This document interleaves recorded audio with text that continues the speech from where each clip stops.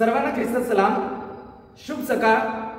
सर्वप्रथम मी यहोवा परमेश्वराचे आभार मानतो की त्याने आजचा सुदिन आपल्या सर्वांच्या जीवनामध्ये देव केला आणि पुन्हा एकदा आपल्या सर्वांना त्याने या ऑनलाईनच्या माध्यमातून एकत्रित केलं, म्हणून मी यहोवा परमेश्वराचे आभार मानतो, त्याला धन्यवाद देतो, त्याची उपकार स्तुती करतो।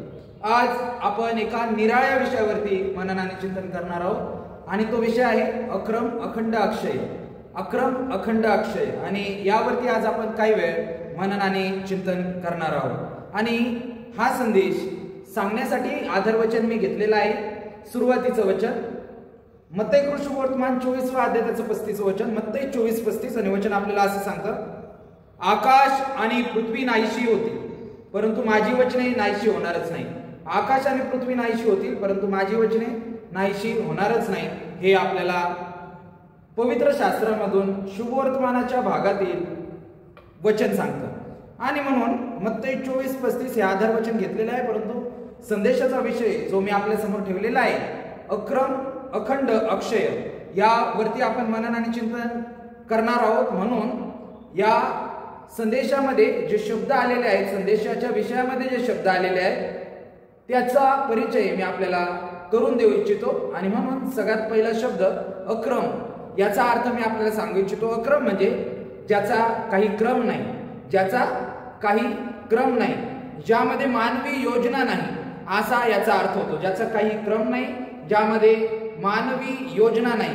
देवाची कृती अनेकदा आपल्याला कळत नाही, देवाची जी कृती आहे, त्याचं कृत्य आहे ते अनेकदा आपल्याला कळत नाही, आपण ते समजून घेऊ शकत नाही, कारण की त्या योजनेचा क्रम जो आहे हा अक्रम असतो। त्या कारणाने ती अक्रम असते, देवाची जी कृती आहे ती अक्रम असते, म्हणून अनेकदा ती आपल्याला समजत नाही, आपण ती समजून घेऊ शकत नाही।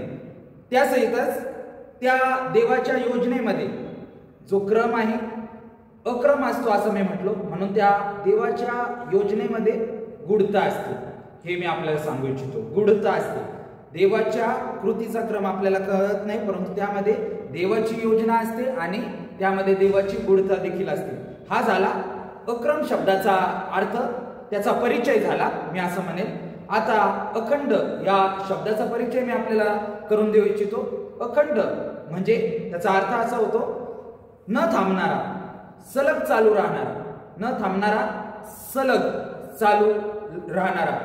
देवाची कृपा, देवाची प्रीती आणि देवाचं वचन हे अखंड आहे, ते कधीच संपत नाही। देवाची कृपा, देवाचं वचन आणि देवाची प्रीती, कृपा, प्रीती आणि वचन हे अखंड आहे, ते कधीच संपत नाही, हे मी आपल्याला सांगू इच्छितो। आणि म्हणून अखंड या शब्दाचा परिचय ह्या गोष्टी सांगून मी आपल्या समोर केला। आता अक्षय, अक्षय याचा अर्थ म्हणजे नाश न होणारा, शाश्वत, नाश न होणारा, शाश्वत असा त्याचा अर्थ होतो। येशूमधील जीवन, येशूमधील आशीर्वाद आणि येशूमधील अनंतकालीन आशा। परत एकदा सांगतो, येशूमधील जीवन, येशूमधील आशीर्वाद आणि येशूमधील अनंतकालीन आशा अक्षय आहे, न संपणारी आहे, ती कधी संपत नाही। जग संपेल परंतु या गोष्टी ज्या आहेत, देवाची अनंतकालीन आशा, येशूमधील जीवन आणि येशूमधील आशीर्वाद हे कधीच संपत नाही, हे नेहमी टिकून राहतील। जग संपून जाईल परंतु हे टिकून राहतील, हे मी आपल्याला सांगू इच्छितो। आणि तिन्ही शब्दाचा परिचय मी आपल्याला या रीतीने केला, अशा पद्धतीने मी आपल्या समोर केला। आता याचं स्पष्टीकरण पाहत या संदेशामध्ये आपण पुढे जाऊया। या तिन्ही शब्दाचा परिचय जो केला, आता स्पष्टीकरण करत संदेश समजून घेण्याचा प्रयत्न करू। म्हणून सगळेजण मी ज्या गोष्टी सांगत आहे त्याकडे कृपया करून लक्ष द्या, कारण की हे स्पष्टीकरण आहे। अक्रम योजना, अक्रम योजना, देवाच्या मार्गाची गूढता, हा पहिला मुद्दा मी आपल्या समोर ठेवलेला आहे। अक्रम योजना, देवाच्या मार्गाची गूढता। आणि म्हणून देवाची योजना कधी आपल्याला समजत नाही, कधी कधी आपल्याला ती समजत नाही। मानव काय करतो, प्रत्येक गोष्टीचा एक क्रम असतो, मानव त्या क्रमाने करण्याचा प्रयत्न करतो, त्या क्रमाने तो त्या गोष्टी करत असतो। म्हणजे प्रत्येक गोष्ट, म्हणजे मानवाने स्वतःला ते क्रम लावून घेतलेले आहेत जे की चांगले आहेत, परंतु देवाची जी योजना आहे देवाची जी योजना आहे अक्रम योजना असं मी म्हटलेलं आहे. अक्रम योजना देवाच्या मार्गाची गुढता, देवाच्या मार्गाची गुढता. माणूस प्रत्येक क्रम ठरवून करत असतो. आधी हे केलं पाहिजे, म्हणजे आता जर आपल्याला जर कुठल्या मार्गावरती जायचंय, त्या मार्गावरती 3 काम आहेत, तर तो आधी शेवटचं काम करेल, मग मधलं काम करेल, मग अलीकडचं काम करेल. माणूस असं करणार नाही, आधी मधलं काम, मग अलीकडचं काम, मग पलीकडे त्या ठिकाणी जाऊन तो ते काम करू नये. म्हणजे तो क्रमवारीमध्ये काम करत असतो. परंतु देव ज्या क्रमवारीमध्ये काम करतो ते आपल्याला समजत नाही, कारण की ती अक्रम योजना असते. आणि म्हणून आपल्या समोर मी उदाहरण ठेवू इच्छितो. योसेफ याला विकल्या गेलं, पौलाला तुरुंगामध्ये टाकण्यात आलं, परंतु याच अक्रम घटनांतूनच देवाने महान कार्य केलं. कारण की नंतर योसेफ त्याला विकल्या गेला, त्यामुळेच तो नंतर प्रधानमंत्री बनू शकला. संत पौलाला ज्या तुरुंगामध्ये टाकलं होतं त्या ठिकाणी त्याने सगळ्यात प्रसिद्ध असं पत्र लिहिलं. त्या तुरुंगाच्या बाहेर जे सैनिक होते त्यांनी जी शस्त्र सामग्री घातली होती, त्या शस्त्र सामग्रीला त्याने आध्यात्मिक गोष्टींसंगती निगडीत केलं. म्हणजे बेस्ट त्या ठिकाणी त्याने लिखाण त्यावेळेस केलं. आणि म्हणून पहिला मुद्दा मी आपल्या समोर ठेवला, अक्रम योजना देवाच्या मार्गाची गुढता, ती आपल्याला समजू शकत नाही. आणि म्हणूनच या ठिकाणी हे पहिला पॉइंट, फर्स्ट पॉइंट आपल्याला एक्सप्लेन करण्याकरिता एशिया याचा 55वा अध्यायाचं 8वं वचन मी वाचतो, कृपया करून लक्ष द्या. एशिया 55:8. कारण माझ्या कल्पना तुमच्या कल्पना नव्हे, माझे मार्ग तुमचे मार्ग नव्हे, असे परमेश्वर म्हणतो. परमेश्वर म्हणत आहे, माझ्या कल्पना तुमच्या कल्पना नव्हे, माझे मार्ग तुमचे मार्ग नव्हे. कारण की देवाची जी योजना आहे ती अक्रम असते. देवाच्या मार्गाची गुढता त्यामधून आपल्याला लक्षात येण्यासाठी काही समय द्यावा लागतो, काही वेळ लागतो. ती लगेच आपल्या लक्षात येत नाही, परंतु त्यामधून उत्तमच असं घडत असतं. त्यानंतर दुसरा मुद्दा मी आपल्या समोर ठेवतो, अखंड प्रार्थना विश्वासाची सलगता. अखंड प्रार्थना विश्वासाची सलगता. आपली प्रार्थना अखंड असावी, आपली प्रार्थना अखंड असावी. परंतु ज्यावेळेस दुःख असतं त्यावेळेस आपण प्रार्थना अखंड करतो. अखंड म्हणजे सतत करतो, दुसऱ्यांनाही सांगतो ज्यावेळेस आपण दुःखामध्ये असतो. परंतु देवाची स्तुतिगान, देवाचे स्तुतिगान, देवाची उपासना आणि देवाला आभार प्रदर्शन हे अखंड असावं. देवासाठी स्तुतिगान, उपासना आणि आभार हे अखंड असावेत. परंतु मी सतत नेहमी खूप साऱ्या वेळेस हे वाक्य बोललेलो आहे. काय घडतं, सम प्रॉब्लेम्स सम प्रेयर्स, म्हणजे जर काही प्रॉब्लेम असले तर काही प्रार्थना असतात. मोर प्रॉब्लेम्स मोर प्रेयर्स, जर जास्त प्रॉब्लेम असले तर जास्त प्रार्थना असतात. आणि नो प्रॉब्लेम नो प्रेयर्स, जर प्रॉब्लेमच नाही तर प्रार्थनाही नाही. असं जीवन आहे आज. आणि जर आपण अनुभव घेतला तर तसं घडतं. आपल्या जीवनामध्ये काही प्रॉब्लेम असले तर काही काळ आपण प्रार्थनेमध्ये असतो. खूप सारे जास्त प्रॉब्लेम असले तर आपण जास्त वेळ दीर्घकाळासाठी प्रार्थनेमध्ये असतो. जर प्रॉब्लेमच नाही तर प्रार्थना देखील केली जात नाही. म्हणजे सगळ्यांच्या बाबतीत सांगत नाही, परंतु पुष्कळांच्या बाबतीत हीच गोष्ट आहे, हे मी आपल्याला सांगू इच्छितो. परंतु आपली प्रार्थना ही अखंड असावी, फक्त रविवार पुरती नाही. आपले स्तुतिगान, आपली उपासना, आभार प्रदर्शन फक्त रविवार पुरतच, नॉट ओनली फॉर संडेज, फक्त रविवारसाठीच मर्यादित नसावं. ते नेहमी दररोज डेली आपण काय केलं पाहिजे, स्तुतिगान, त्याची उपकार स्तुती केली पाहिजे, त्याची उपासना आपण केली पाहिजे. घरामध्ये देखील ती आपल्याला करता येऊ शकते. अल्प वेळ जरी केली, कमी वेळासाठी केली स्तुतिगान उपासना तरी चालेल, परंतु ती आपल्याकडून झाली पाहिजे. मनन चिंतन वचनावरती झालं पाहिजे. कारण की अखंड प्रार्थना विश्वासाची सलगता हा दुसरा मुद्दा मी आपल्या समोर ठेवत आहे. आणि स्पष्ट आणखीन होण्यासाठी पवित्र शास्त्रामधून पहिले तेसल्ली 5वा अध्याय 17 वचन वाचतो. माहिती असेल आपल्याला तरी देखील वाचतो, तुम्ही लक्ष द्या. त्यामध्ये सांगितलेलं आहे, पहिले तेसल्ली 5वा अध्याय 17 वचन, निरंतर प्रार्थना करा.